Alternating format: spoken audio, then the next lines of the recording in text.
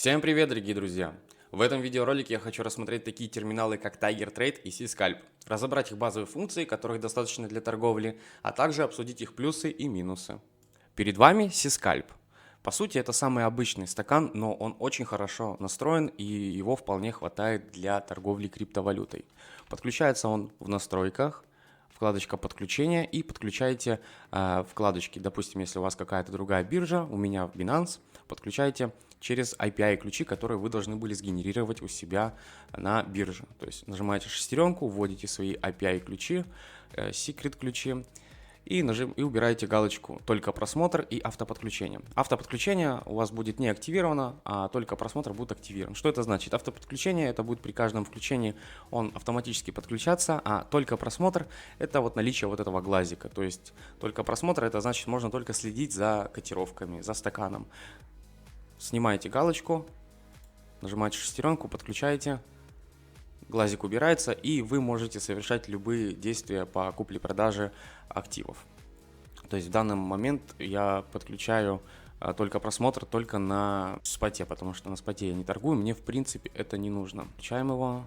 Все, точно то же самое с фьючерсами. Подключаете фьючерсы через свои API-ключи и все. И далее давайте пробежимся по всем настройкам самого стакана. То есть зачастую, когда вы входите в терминал, у вас образуется такая картина. То есть ничего не понятно, все размазано, все растаскано, непонятно вообще. Это называется шаг цены. По сути, он настраивается клавишами плюс и минус. Но чтобы не усложнять себе жизнь, давайте сразу перейдем во вкладку «Горячие клавиши» и настроим ее. То есть это у нас режим изменения шага цены. Выбираете свою горячую клавишу, которую вам удобно. Обратите внимание на то, что если, допустим, какая-то клавиша уже занята, то ее нужно будет поменять на удобную для вас. Допустим, смотрите, я хочу поменять клавишу «Прервать выполнение торговых команд» на 0. Но я не могу ее поменять, потому что уже какая-то занята. Давайте посмотрим, какая занята. Тут есть на вкладку или на стакан есть. То есть вот занято прервать выполнение торговых команд в этой вкладке. То есть меняем ее, допустим, на 9. Все поменяли. И теперь я могу поменять прервать выполнение торговых команд на стакане на 0. Вот так и получается. То есть меняем режим изменения шага цены. У меня это буква Z. Соответственно, переходим на стакан, зажимаем Z и скроллим колесиком мышки и меняем сам шаг цены. Также этот шаг цены можно поменять в настройках, то есть заходим в эту шестеренку общее и меняем множитель изменения шага цены. То есть это каждая прокрутка колесика мышки будет сразу менять вам шаг цены. Допустим, у меня на биткоине всегда 5, чтобы быстрее его сжимать. Вы можете установить, допустим, 1 или сколько вам удобно, максимум 10. То есть вот видите, меняется значение, то есть 153, зажимаю колесико, начинаю один раз скроллить, и он меняется по одному. Допустим, хочу поменять на 10, все, максимально 10, и он будет по 10 пунктов менять. То есть это для ускорения, так сказать. То есть если мы сейчас перейдем во вкладку, выберем единичку, то у нас будет по единичке меняться, но это очень долго, очень неудобно. То есть я обычно выставляю 5. То есть точно так же есть горячие клавиши, можете выбирать под себя, под любую настройку инструмента, закрыть позицию. Выбирайте те самые горячие клавиши, которые вам удобны. Точно так же есть отображение стаканов, есть пресеты уже. То есть вот такая тема, белая. Я обычно использую белую, потому что она сильно не нагружает глаза. Ну и также, если вы хотите индивидуальные под себя настройки, то меняете цвет. Допустим, хочу выбрать черный, это сам фон стакана. Хочу выбрать, допустим, розовый, как угодно. Чего хотите, то и делайте. Все на ваш цвет и вкус, как говорится. Точно так же можно менять шрифт, менять. Все, в общем, абсолютно весь визуал можно поменять. Далее переходим во вкладку, нажимаем шестереночку на стакане, который вы хотите настроить. И начинается самое интересное. Здесь самое важное в вкладке торговля, самое важное размещение стоп-лосса и тейк-профита. То есть на сервере обязательно, потому что зачастую, если вы оставляете в приложении, то оно даже бывает не срабатывает. То есть лучше сразу, чтобы было на сервере. Да и если, допустим, вы практикуете среднесрочную торговлю, которая подразумевает перенос позиций через ночь, то оставляете на сервере, потому что меньше возможности, что она не закроет по тейк-профиту или стоп-лоссу.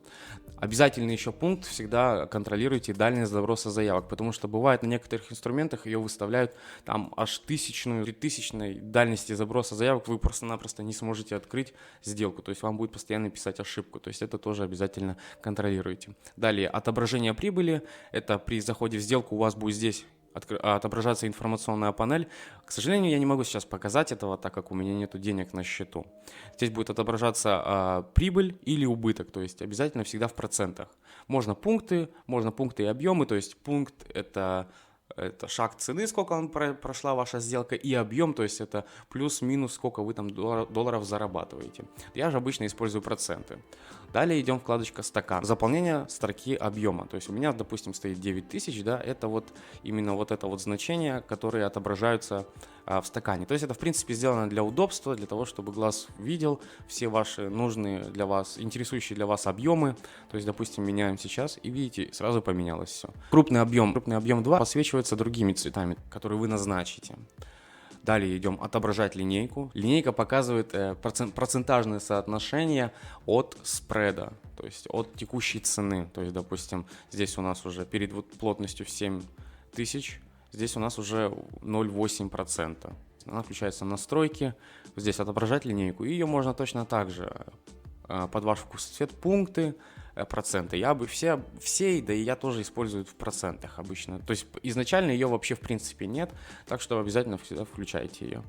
Далее высота строки, это в принципе уже идет дальше визуал, высота строки, кому как удобней, то есть кому как удобней. Так, множитель промежуточных уровней, это вот эти вот линии, то есть тоже это все дальше уже визуал в принципе идет, то есть уже не особо-то и важно. То есть айсберг заявок у нас в принципе нету на криптовалютном рынке, то есть я особо их не видел, не знаю. Автопрокрутка, всегда обязательно включайте автопрокрутку, это вам поможет ускорить процесс. Допустим, вы хотите куда-то отмотать и убираете стакан, и он сразу автоматически прокручивает. Далее идем тики.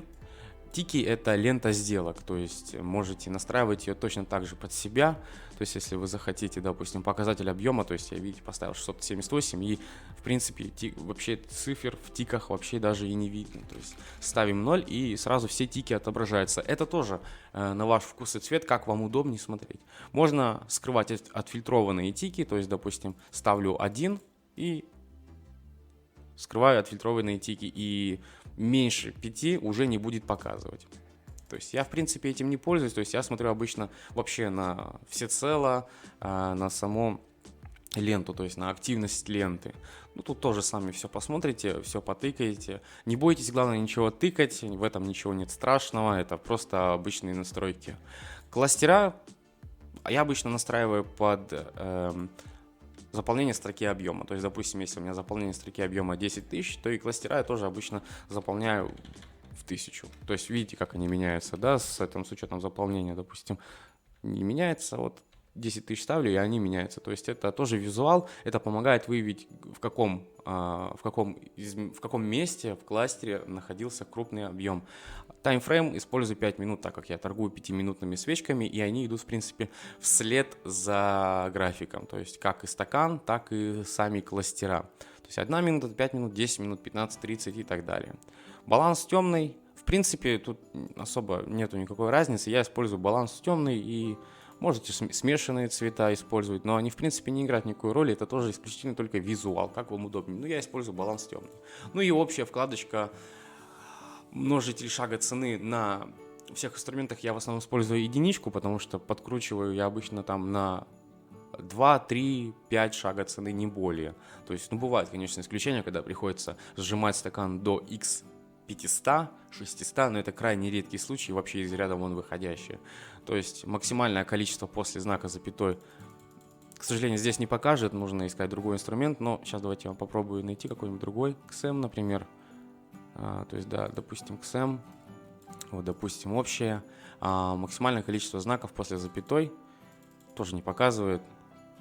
Сокращать, так, Здесь почему-то не показывают, но суть в том, что там будут сжиматься именно сами значения для тоже визуального удобства. Также сокращать тысячи объемов, допустим, вот здесь находится 4876 заявка, да? Я нажимаю сокращать тысячи объемов и становится 4900. Отображать линию анализа кластеров. Не знаю, честно говоря, что это такое. Ну, в общем, все настройки, в общем, да, вот такие есть. То есть далее можно выбирать так, как вы захотите. Можете, допустим, поставить, если вам очень нравится иметь много стаканов на мониторе, можете сделать там, добавить вкладку или на этой вкладке. Добавляем вкладку, нажимаем здесь плюсик и открывается еще одна панель. Нажимаете крестик и добавляете сколько вам угодно стаканов. То есть добавлять инструменты у нас, выбор инструмента, и уже пишите, выбирайте фьючерсы или спот, как вам удобнее. То есть и тут уже дальше сами все настраиваете, как в принципе я вам показал. В общем-то все удобно, все просто. Единственный минус то, что Сискальп не имеет линкования. Линкование это у нас прилипание, так сказать, окон. Также еще могу добавить то, что здесь у Сискальпа есть свои графики, открываются они вот здесь, но они настолько неудобные, настолько неприятные, то есть они в принципе не особо функциональные вообще и как бы мало чего, какой информации с них можно получить. Да, у них есть рисовашка своя, но я ими в принципе вообще не пользуюсь и не советую им пользоваться. Единственный только вариант, они подходят для тех, кто торгует прям вот активный такой скальпинг, то есть и, допустим, у них много стаканов, и можно, в принципе, им вот так вот включить все, вот так вот подставить графики, то есть если у вас вот такая вот раскладка, то, в принципе, их можно использовать, но мне это очень неудобно, да, и, в принципе, я не торгую активный прям такой скальпинг, и как бы мне достаточно 2 стаканов и графиков, и 2 графика, да, там, спота и фьючерса, то есть вполне достаточно. То есть каждому свое, кто как хочет, тот так и делает. Также не забывайте про объем позиции, это вкладочка здесь снизу, то есть изначально она у всех ввод в долларах у них здесь не отмечен, включаете галочку ввод в долларах и уже вводите, допустим, там значение в долларах. То есть изначально вы будете вводить в монетах, что очень неудобно, потому что нужно будет высчитывать конкретно объем долларов через количество монет. А здесь вы сразу вставите галочку и можно сразу вводить, допустим, там $1000, и у вас сразу же будет выделяться. Точно так же, допустим, $100, допустим, там $50. И переключаться между ними горячими клавишами 1, 2, 3. Они по дефолту сразу настроены, и, в принципе, в общем-то, все удобно и понятно. Также есть здесь вкладки. Финрез – отображение вашего счета текущего, то есть это кошелек, который у вас, валюта, результат, средства, доступно и занято. Также есть вкладка «Сделки», здесь показывают все возможные сделки, закрытые, все позиции, заявки. Заявки полезны тем, допустим, вы где-то оставили заявку, она висит активная, и вы не знаете, где она. В этом разделе можно посмотреть ее, перейти на тот инструмент и закрыть. Также для новичков я советую использовать дополнительный софт, если вы торгуете через Сискальп. Эта программа называется ATAS, то есть ничего кроме графиков, в принципе, нам здесь не нужно. Хотя это полноценный терминал, через который тоже можно торговать, но тут уже нету такого стакана. Тут уже сделан больше упор на графиках. То есть скачиваете его с официального сайта, это все бесплатно, естественно.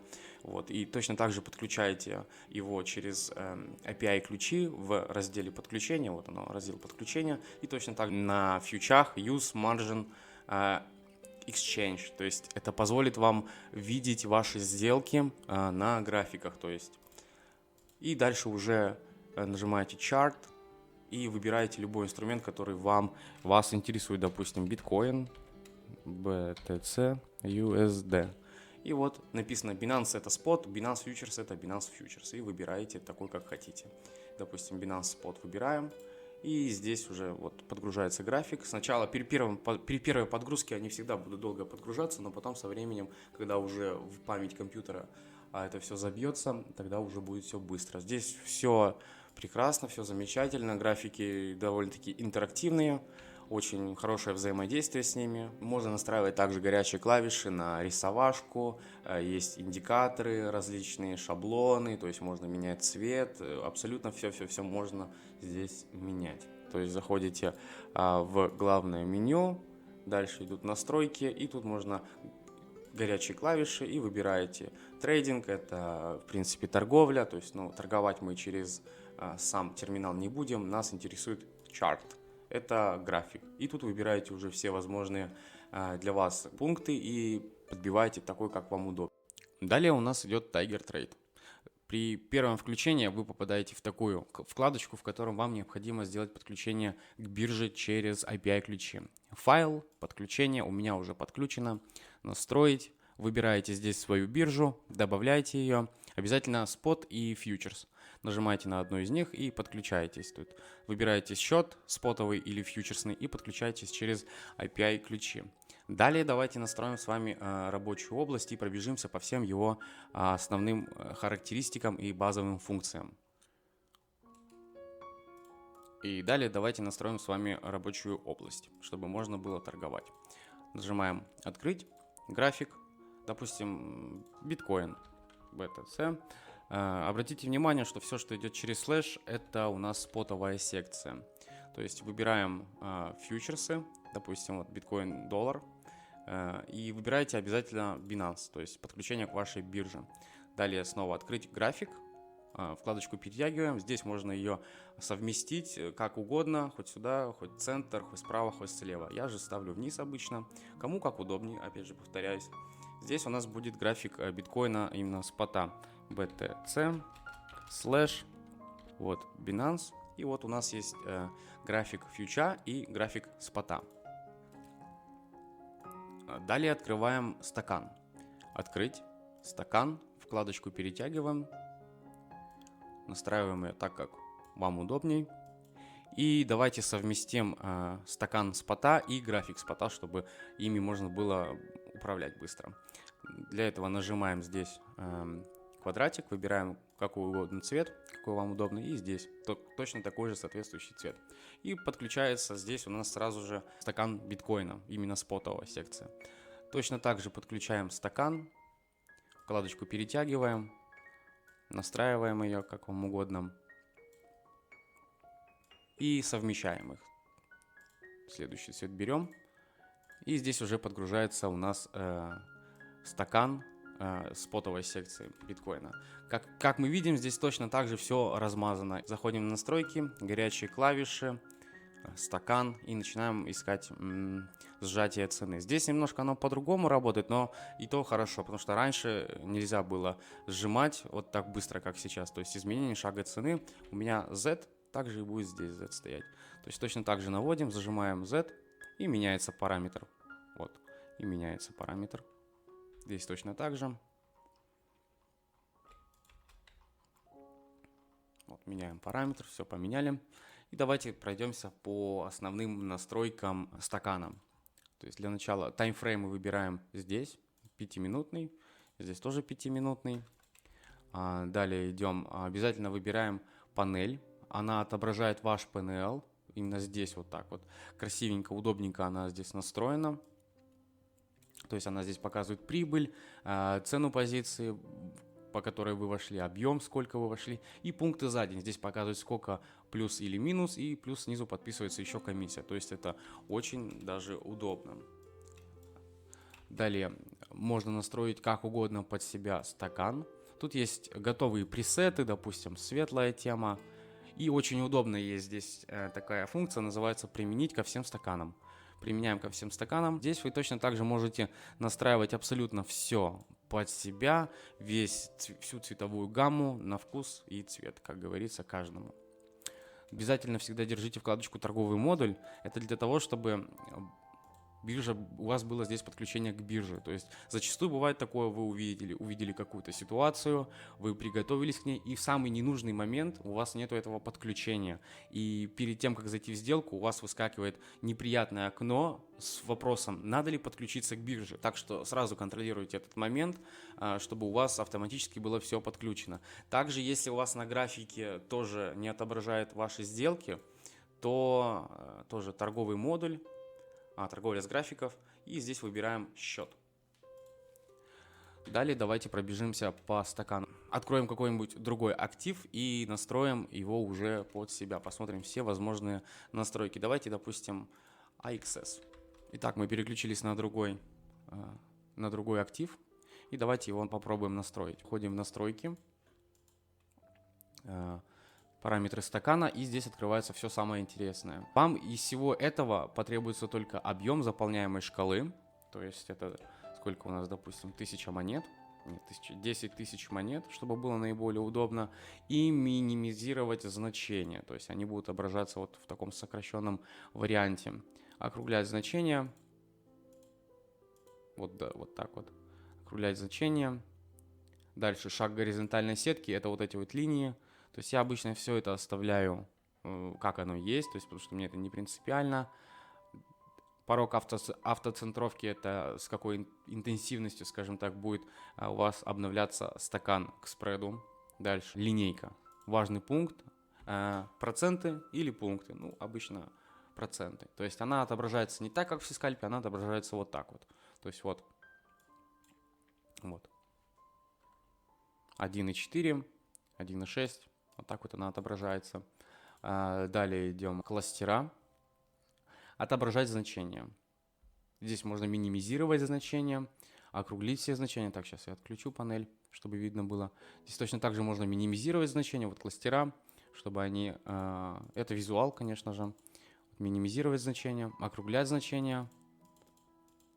Так, дальше идет выделять максимальный. То есть это максимальный объем выделяет. Вот такой вот границы выделяются у них. Типы границ можно выбрать как коробка, как свеча.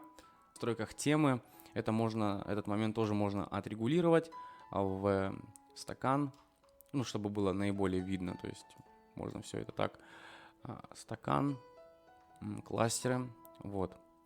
То есть цвет текста, цвет границ. Да? Вот у меня сейчас стоит черный, давайте выберем, белый, давайте выберем черный. И точно так же можно выбрать толщину, допустим, 1, и вот видите, сразу видно становится, то есть как свеча ее сразу видно. Давайте растянем стакан, чтобы было наглядно, более наглядно. Вот такая вот у нас свеча.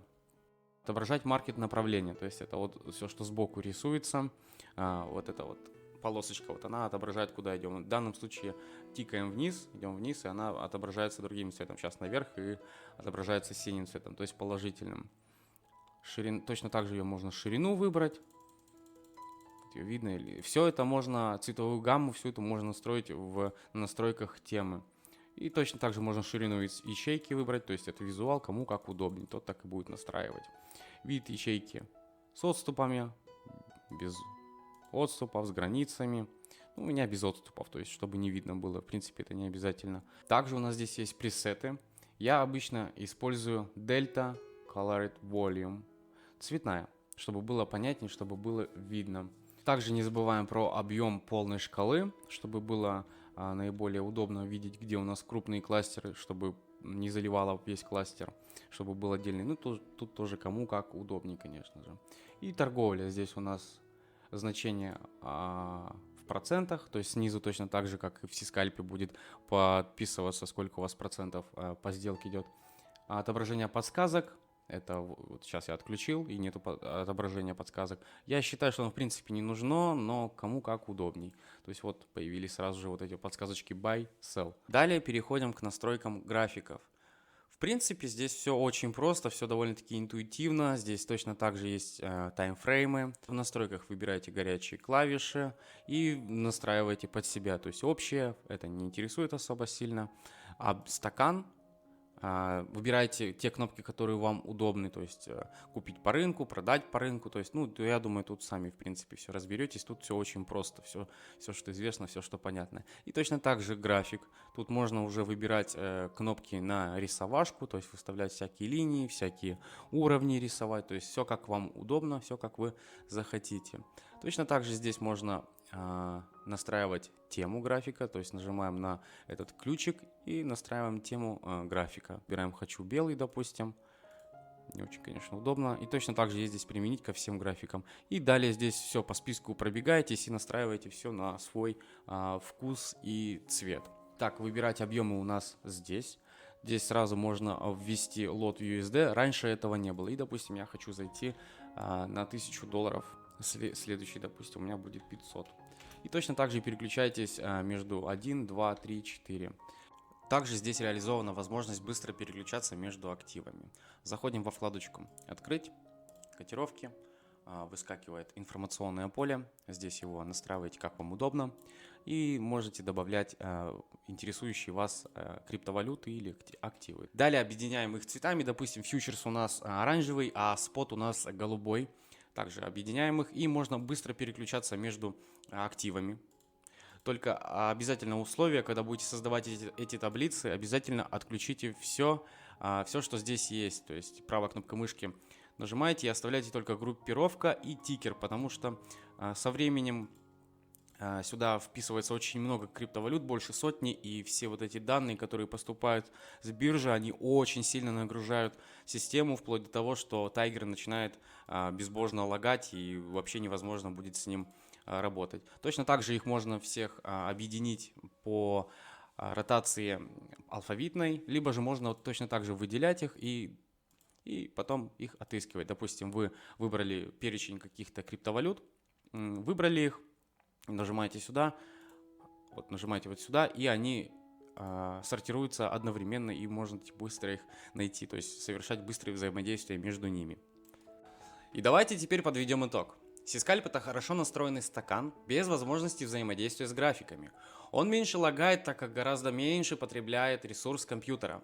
Также скорость отклика с биржи у него чуточку быстрее. Разумеется, пиковые моменты волатильности, что Tiger, что Сискальп, лагают одинаково. Tiger Trade, в свою же очередь, это наиболее профессиональный софт, который требует большей мощности компьютера, а также скорости интернет-провайдера, так как даже при наличии быстрого интернета заявки время от времени могут выставляться задержкой, что является критически важным в скальпинге. Он наиболее красив с точки зрения визуала, и в нем реализована большая возможность взаимодействия с различными параметрами. Лично я считаю, что Сискальп будет попроще для новичков, и на нем гораздо легче научиться базовым возможностям.